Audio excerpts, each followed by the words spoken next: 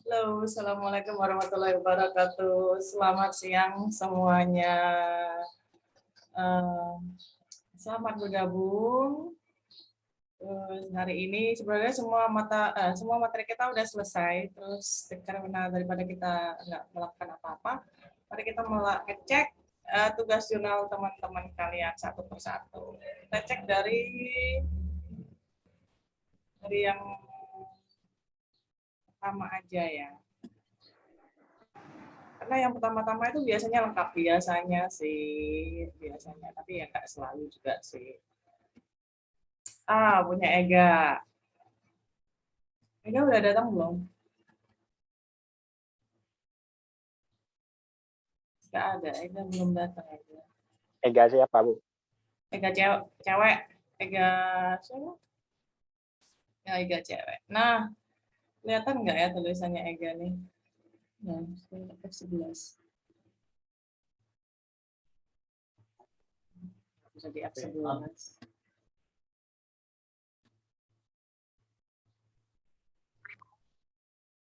Belum datang ya Ega ya?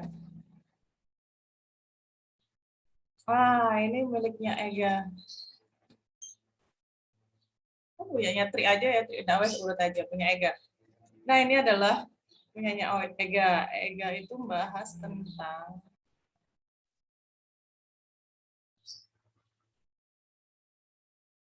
bisa di full screen ya. Bisa. Kelihatan ya tulisannya Ega ya? Kelihatan nggak? Iya, Bu. Eganya nggak ada ya? Oke, ini punyanya Ega. Ega itu membahas tentang pembangunan kesejahteraan sosial lewat pengarus utamaan gender. Nah, kalau dari sini itu kelihatan ya, teorinya itu sebenarnya teori feminisme. Dan cuma ini kayaknya udah saya perbaiki, kapan nih kita lihat nih? 14 Mei, belum dibuka lagi nih sama Ega. Karena udah tanggal berapa? 14 Juni ya? Biasaan nih ya mahasiswa. Dikirain tulisannya nggak dicek nih sama saya. Oh, nah Ega. Oke. Dicek. Ini enggak, judulnya itu enggak apa sih namanya? Di tengah. Judulnya enggak di tengah, enggak bold.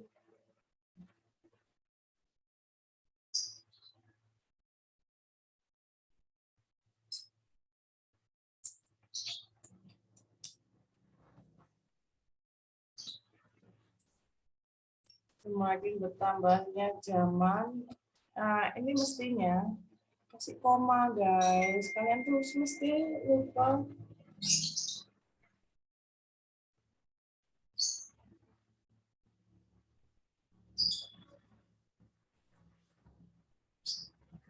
Pasti lupa ya soal koma karena memang kalian nggak terbiasa menulis, jadi kasih koma.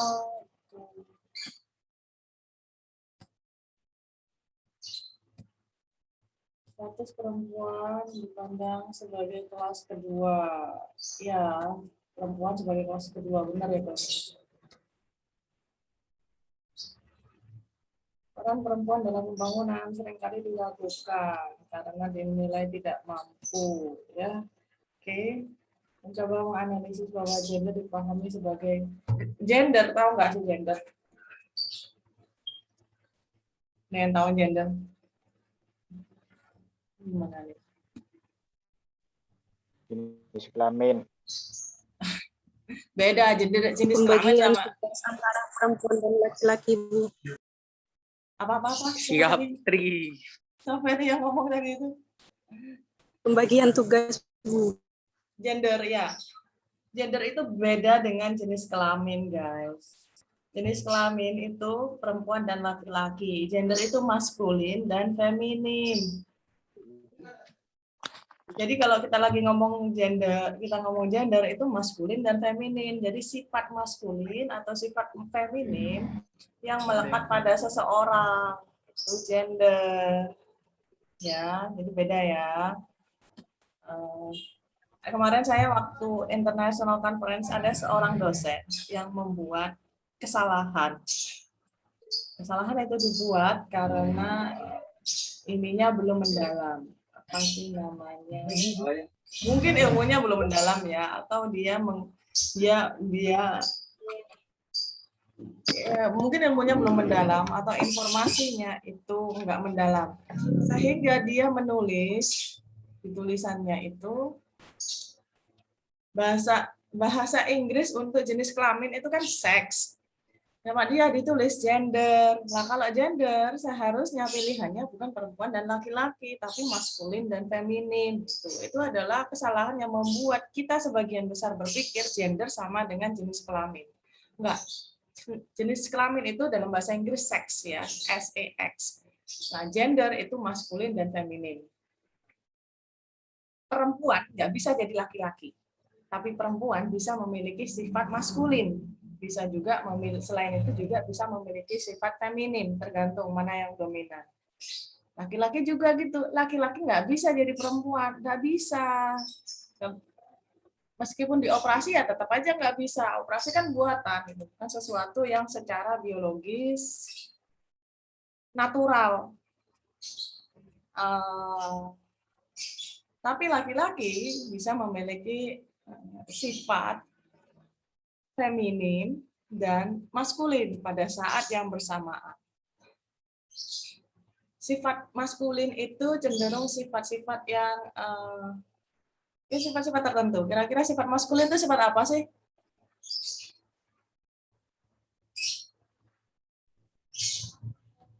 Tahu nggak? Suka berperang, suka berargumentasi, suka beradu opini. Jadi sifat maskulin itu sangat erat yang namanya dengan kontestasi. Kontestasi ini pergulatan di dunia persilatan gitulah ya bahasa milenialnya. Sangat erat dengan pergulatan ide, ego, sosial, ekonomi. Kayak nggak mau kalahan itu sifat maskulin. Kemudian memakai baju-baju laki-laki, lebih suka memakai baju laki-laki daripada baju perempuan, itu adalah sifat maskulin ya.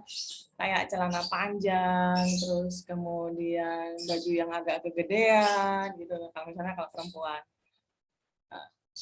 perempuan memiliki sifat maskulin. Nah, kalau laki-laki memiliki sifat feminin, dia sering pakai yang namanya bajunya ketat, gitu kan ya, celananya ketat. Tapi sekarang agak-agak mulai berkembang ya, karena kebanyakan anak-anak Korea yang cowok-cowok ya, yang metropolis tuh pada pakainya celana ketat-ketat banget gitu. Jadi pergeseran sudah terjadi yang namanya pergeseran dalam memaknai maskulin dan feminin.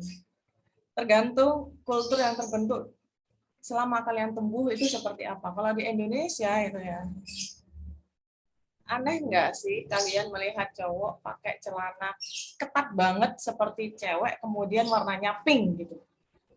Ada sih cowok Korea banyak, tapi kalau di Indonesia itu kayaknya aneh banget ya. Mungkin dia pede dengan seperti itu, tapi kalau misalnya saya ini tergantung sih, mungkin kalian akan sedikit berbeda. Kalau saya melihat kayak aneh banget gitu. Terus apalagi kalau pakai celana hijau stabilo gitu ya. Kalau misalnya baju hijau stabilo itu masih bagus cowok. Saya merasanya seperti itu. Tapi kalau udah celana pakai hijau stabilo, terus dia jalannya itu di tempat-tempat umum, itu rasanya udah aneh. Tapi kalau dia adalah seseorang yang jadi sorotan publik gitu ya, suka manggung itu pakai baju hijau stabilo sih enggak masalah. Tapi ini adalah sesuatu yang sangat mudah sekali kita perdebatkan dan banyak sekali orang yang nggak setuju. Kalau kalian sering penggemarnya BTS, tahu BTS, boy band Korea itu loh, sama Dynamix, terus siapa lagi itu kalian? Mamlu Atul Bu, Mamlu Atul. Nggak tahu ya kalau itu. Kalau kalian penggemarnya boyband, kalian akan merasa sah-sah saja cowok memakai celana ketat dengan baju yang mentereng-mentereng. Jangankan boyband, selebritisnya Korea ada ya, yang paling cowok sekalipun itu Jamet. ya, ya pakai celana-celana mestilah Tri. Jangan-jangan si Tri ini pernah pakai apa namanya? Pakai celana kayak gitu ya, atau demen lah ya gitu. Nah, kalau orang Korea, kalau kalian adalah orang Korea, kalian melihat cowok di Indonesia pakai celana yang nggak ketat justru malah aneh gitu. Tapi kalau orang Indonesia, orang Korea datang ke Indonesia memakai baju yang mereka anggap biasa saja pada kulturnya mereka ketika di Korea itu terlihat aneh, itu yang namanya disebut dengan gegar budaya atau culture shock, atau nggak cocok lah budayanya itu, atau budayanya saling bertentangan. Jadi gitu ya. Jadi gender sama jenis kelamin itu berbeda, enggak sama. Kalau kalian pengen tahu kenapa itu enggak sama ya, tinggal kalian baca lagi gitu. Yang saya sampaikan ini adalah ringkasannya. Ya, jadi jangan sampai salah sebut. Apalagi mengedepankan pemberdayaan perempuan dan pembangunan. Ini judulnya kayaknya agak-agak beda ya. Judulnya pengaruh utamaan gender, tapi pemberdayaan perempuan. Ini ada agak nggak nyambung ini, nggak tahu mahasiswanya ada nggak di sini. Ada Ega nggak, Ega cewek di sini? Ini agak nggak nyambung, tapi ya lumayan, it's okay lah. Agak nggak nyambung. Kalau ngomong pengaruh utamaan gender, maka fokus pada masalah apa yang ada pada pengaruh utamaan gender. Kenapa gender ini harus diarus utamakan? Mungkin karena banyak narasi-narasi yang mencoba membuat gender tertentu itu jadi arus utama. Misalnya kayak mau merubah kultur Indonesia agar lesbian bisa diterima di Indonesia atau gay bisa diterima di Indonesia. Tapi itu hanya dugaan saja ya. Saya besar sekali saya bisa salah. Tapi saran saya buat Ega adalah mencoba untuk lebih banyak membaca tentang pengaruh utamaan gender. Dan kalau sudah membaca pengaruh utamaan gender, ya fokus saja tulisan ini tentang arus kebijakan pemerintah tentang pengaruh utamaan gender. Bu, kalau saya mau ngomong tentang pengaruh utamaan gender gitu, apakah bisa disambung sama pembangunan kesejahteraan sosial gitu? Ya tergantung sih. Kalau kamu melakukannya bisa, kalau kamu tanya ke saya, kamu melakukannya bisa nggak? Bisa. Cuma kita buat aja lebih mudah ya. Pembangunan kesejahteraan sosial yang dihubungkan dengan pengaruh utamaan gender ini sifatnya analisis, artinya tulisannya sudah mengandung analisis. Cuma kalau misalnya itu susah untuk dihubungkan, maka lebih baik yang menggali saja tentang pengaruh utamaan gender, terus cari mengapa gender ini harus diarus utamakan. Gitu. Terus ini kayaknya si Ega udah lama banget nggak ngedit ini, nggak buka lagi nih tulisan mulai 14 Mei. Kita lihat nanti pas UAS. Soalnya gini guys, kalian kalau bisa menuliskan jurnal ini dengan baik, ya nulis aja jurnal ini dengan baik. Kemudian saya nilai, kalau saya nilai dari progresnya kalian, bahwa kalian itu cukup memiliki kebulatan tekad untuk menyelesaikannya, kemudian mengikuti setiap koreksi yang saya berikan pada setiap filenya, hingga tulisan kalian jadi mapan. Ada tulisan kalian, teman-teman kalian di sini ada yang matang, yang sudah matang. Ya kalian enak, saya kasih bebas UAS itu aja, nggak usah ikut UAS gitu. Tapi kalau separuh itu kan, saya juga jadi separuh buat ngasih bebas UAS buat kalian ya. Punya Ega sebenarnya cukup banyak, cuma sepertinya tulisannya sudah ditinggalkan ya, dia nulis sampai metode saja. Kita lihat tulisan teman kalian yang lain.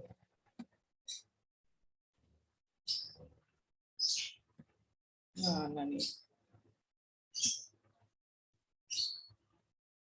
Oke, kita lihat nomor 2, kita lihat tulisannya.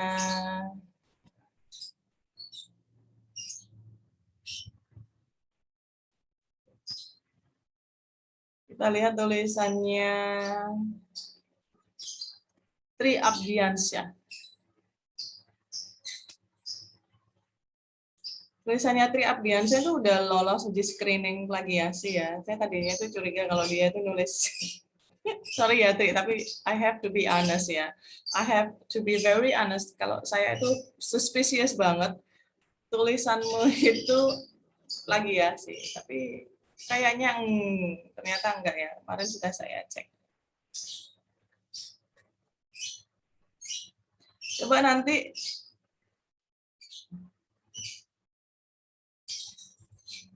tulisannya Tri di submit di jurnal yang udah saya kasih ya, Tri. Tahu, Tri ada di sini nggak, Tri Abdiansyah? Ega cowok. Kenapa sih dipanggil Ega cowok? Pembangunan kesejahteraan sosial. Jadi dia ingin menjelaskan pembangunan kesejahteraan sosial. Dengan cara apa? Dengan cara memberdayakan masyarakat.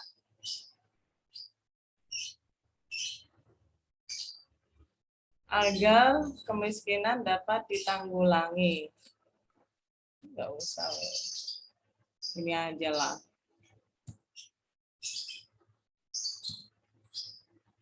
Kayak gini ya.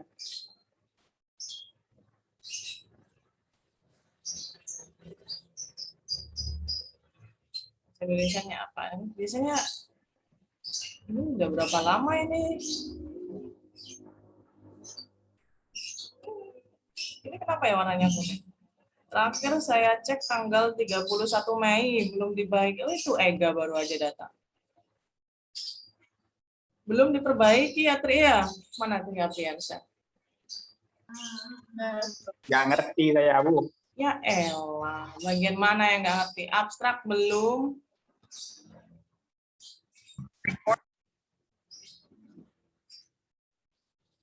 Kalau nggak ngerti itu ya tanya.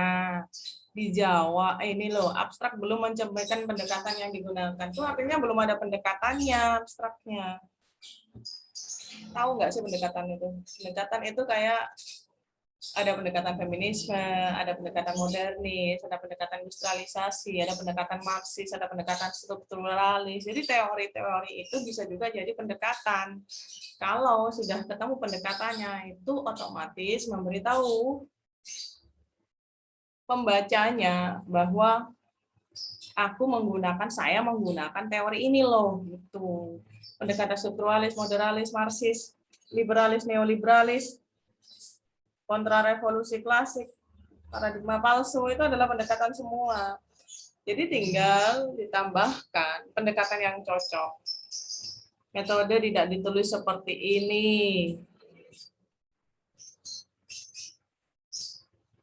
Metode enggak seperti ini. Metode itu ada metode kuantitatif, ada metode kualitatif. Ada 4 jenis metode. Kualitatif, kualitatif. Di sini bisa ada ini enggak?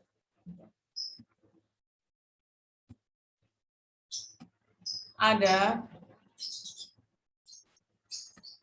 macam-macam penelitian tuh, ada penelitian eksploratoris, ada penelitian deskriptif, ada penelitian analisis atau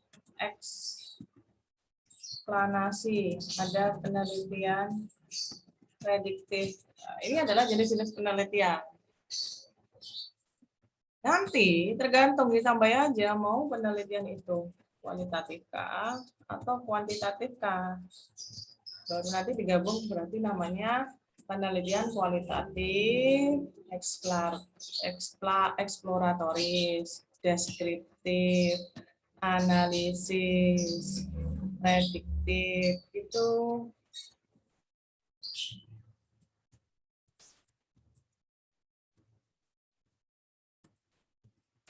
terus ada lagi penelitian terapan dan penelitian non terapan.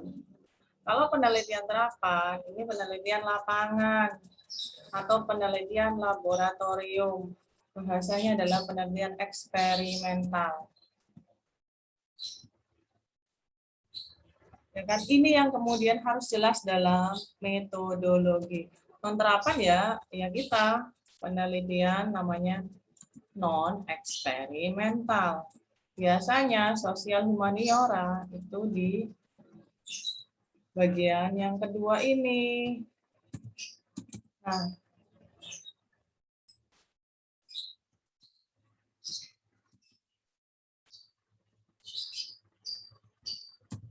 satu, ini milih salah satu.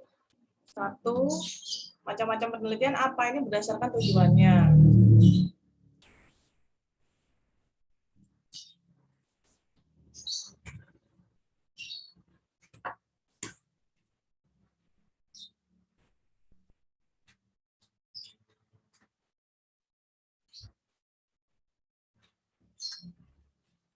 Jadi, kata-kata ini yang sebenarnya harus muncul dalam metodologi. Ini berdasarkan jenisnya. Ya, kemudian penelitian berdasarkan penalaran. Itu ada penelitian deduktif atau empiris, kemudian ada penelitian induktif atau dari umum ke khusus. Ini khusus ke umum. Nah, khusus ke umum ini adalah ciri dari penelitian kuantitatif. Induktif adalah ciri penelitian yang kualitatif. Ini yang kemudian harus disebutkan pada bagian pendahuluan. Begitu ya.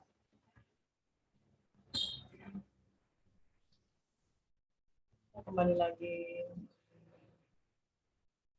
Ini tadi kan baginya screen ya.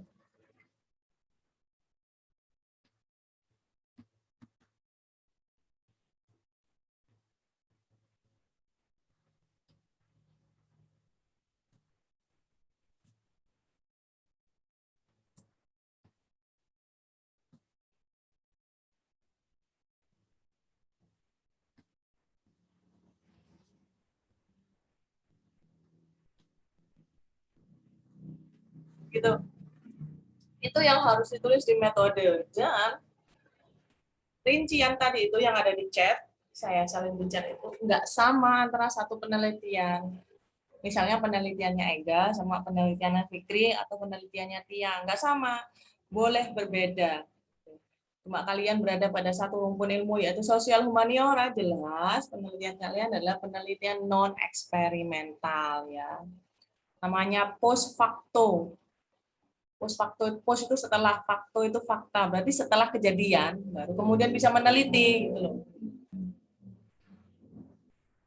Belum ada ya di ini di abstrak juga belum ada tentang hasil penelitian. Selama di abstrak belum ada tentang hasil penelitian dan kesimpulan belum ada dalam hasil penelitian, berarti tulisan kalian belum selesai. Oke. Kata-katanya ada yang perlu direvisi di negara kita. Enggak. Ini ya guys, kalian jangan pernah memulai suatu kalimat dengan kata depan di depan, kata depan di awal kalimat. Kata depan itu apa saja? Di, ke, dari. Jadi kayak gini tuh nggak boleh. Makanya saya ngomong kata-kata yang harus direvisi. Direvisi apa? Direvisi seperti ini mestinya. Indonesia masih memiliki jumlah orang miskin terbanyak di Asia Tenggara misalnya, di perkota, nah, salah. Penduduk miskin ini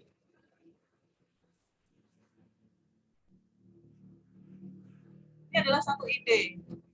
Ya, kalau kalian nemu yang namanya tipu itu diklik jumlah gini loh. Masih banyak orang miskin tersebar di perkotaan dan pedesaan. Ini adalah artinya satu gagasan. Ya sama aja sih, Indonesia masih memiliki jumlah orang miskin terbanyak di Asia Tenggara. Nah, kan enak. Orang pasti akan bertanya, kok bisa menyimpulkan seperti itu baru dilengkapi dengan data.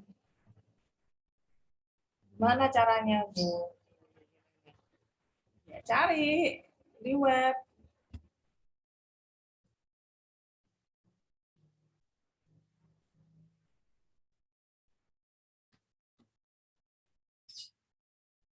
Mana sih web? Google Class, Google Chrome. Oh, ini Google Chrome sih. Dah, lupa saya.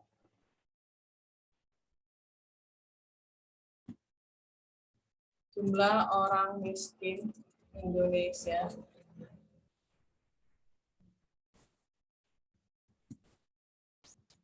dan Asia Tenggara. Cari.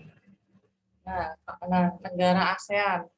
Negara di ASEAN ini tingkat kemiskinan apa? Oke. 90% penduduk miskin ASEAN tinggal di Indonesia. Ini jelas sekali sudah. Ini bisa dijadikan sumber. Gimana Bu caranya dijadikan sumber ya? Kalian gunakan Zotero kan? Mulai sekarang, oh nggak usah. Jadi klik aja. Atau saya tuh yang paling mudah adalah lihat images. Paling mudah banget. Nah, ini nih. Ini apa ini?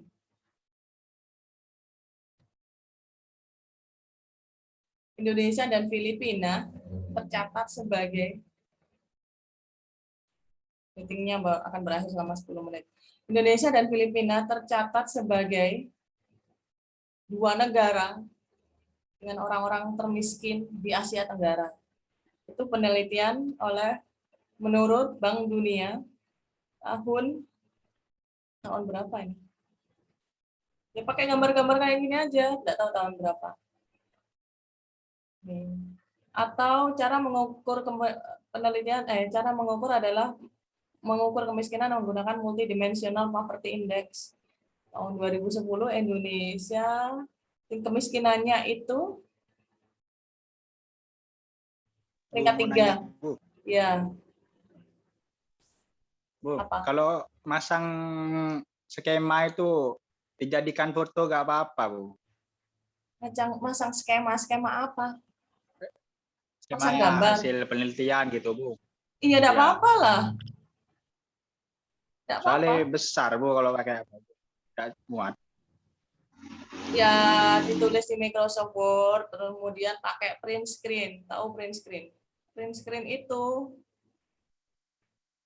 Enggak, Bu. Tak screenshot sama saya dulu diedit, Bu. screenshot aja. Kalau saya di komputer pakai Snip and Sketch ini. Jadi gitu ya, rajin-rajin kalian menggunakan data-data seperti ini. Dalam bahasa Inggris ya enggak apa-apa lah. Dalam bahasa Indonesia juga enggak apa-apa lah. Kalau kamu dalam bahasa Indonesia. Kebanyakan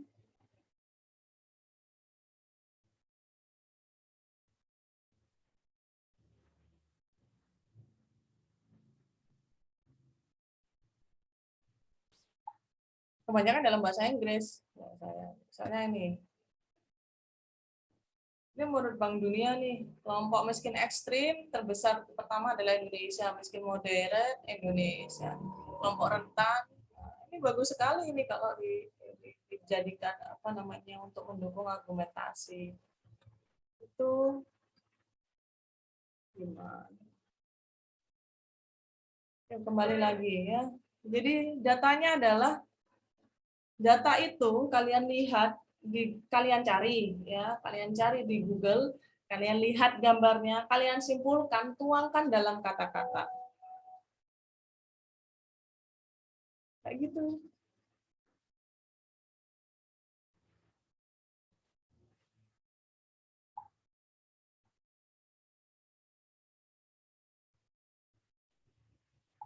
Kayak gitu.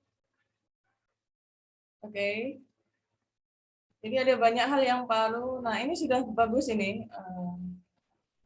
Cuma dia datanya cuma sampai 2009 ya. Ini terlalu kudet ya. Ini mestinya dicabut, diganti sama data yang lebih baru lagi. Tahun 2012 juga sama nih ya, terlalu kudet. Nah, ini nulisnya sitasi. Titiknya itu bukan di depan sitasi, tapi di belakang sitasi ya. Semoga ini jadi pembelajaran buat yang lainnya. Oke. Jadi ini tulisannya kalau saya boleh menyimpulkan udah 90% selesai, cuma tinggal dipoles lagi lah ya. Itu punya E3. Yang nomor 3 sekarang.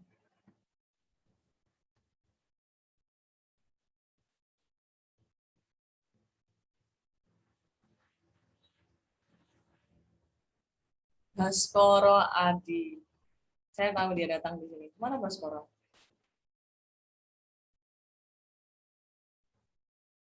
Kalian itu ya. Ini pasti akan berjalan dengan sangat cepat. Mana Baskoro? Baskoro, kamu belum nulis apa-apa ya?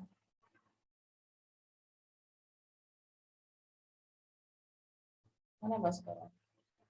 Mana sih Baskoro?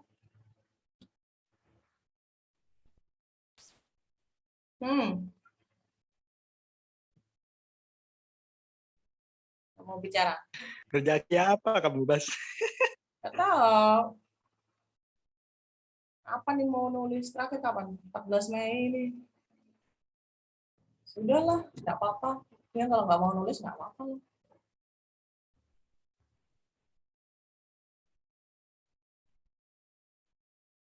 Ini belum saya suruh buat submit jurnal ya.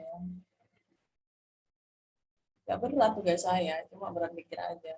Jurnalnya Juhairiyah. Kemarin ada salah satu dari kalian itu melakukan penelitian kuantitatif, tapi sudah lama saya nggak dengar dari dia.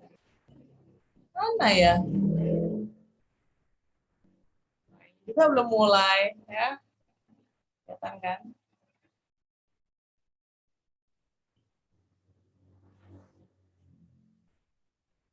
Local wisdom. Ini ada nama pembangunan alternatif itu pakai local wisdom. Pendekatan pembangunan alternatif.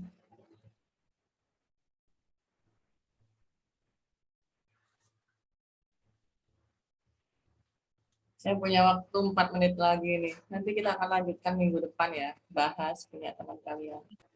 Punyanya Iin. Ini pendahuluan saya belum dicek, Bu. Hah? Pendahuluan saya belum dicek, Bu. Di mana? Ada di bawah, Bu. Bawah. Juhariah ini. Iya tak? Iya, Bu. Masa? Iya, Mak. Salah. Di sini. Iya, Bu.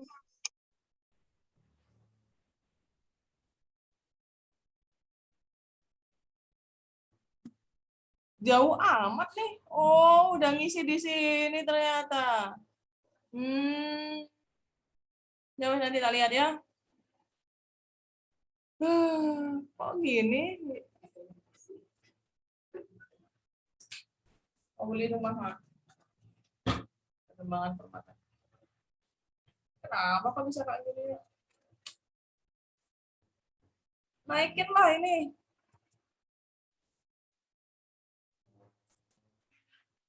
Mestinya kamu bilang tuh. Oh, udah dibalas nih. Kan balas Maret tanggal 31. Oh, cepet ya kamu balasnya ya. Kalau bisa minta maaf penyusunan aksaranya. Ya, nanti tak lihat lagi ya. Kamu terusin lah nulisnya. Jangan nunggu saya komen dulu gitu. Nanti kalau udah mulai lengkap-lengkap, saya terus komennya. Ya. Oke, itu menyenangkan itu tadi ada isinya. Nanti saya cek ya punya ini gimana ya?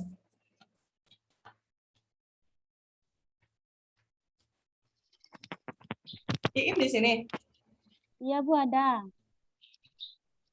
Mari kita Belum lihat. itu. Ketahuan nih. Ada di Word, Bu. Oh ini. Belum tak salin. Iya. Salin lah. Ya, Bu, bentar. Dikit cuman, Bu. Ya, Kurang itu. tulis sendiri loh ya. Iya, Bu. Nggak pakai jelas beliau ini ya. Iya. Nggak pakai itu kata-kata yang kamu ngambil dari, nggak ngambil sih, mungkin baca dari koran gitu ya. Iya. Oh, Pak terusin nanti tak baca. Salin aja lah, nggak usah nunggu. Oh iya, bagus. Pakai Lanjutkan. bahasa sehari-hari, Bu. Apa? Pakai bahasa sehari-hari. Oke, bahasa sehari-hari, iyalah. Oke, terakhir ya. Terakhir. Kita akan lanjutkan minggu depan lagi. Nomor 6. Oh, punya Sabrina. Ini udah nggak lengkap nih. Tentang modernisasi.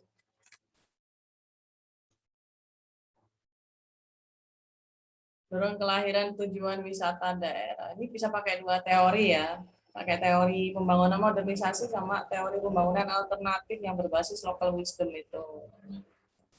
Ya udah agak mapan nih.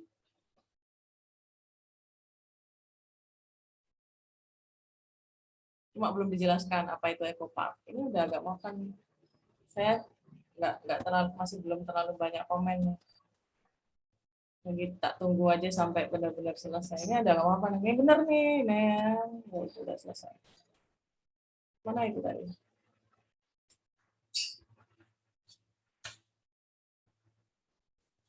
Aduh, kurang dari semenit. Ya udah, mungkin itu saja ya. Nanti akan saya ulang lagi screening tulisan kalian. Apalagi saya memang nggak tentu nganggurnya itu kapan. Tapi nanti saya akan mulai lagi. Mungkin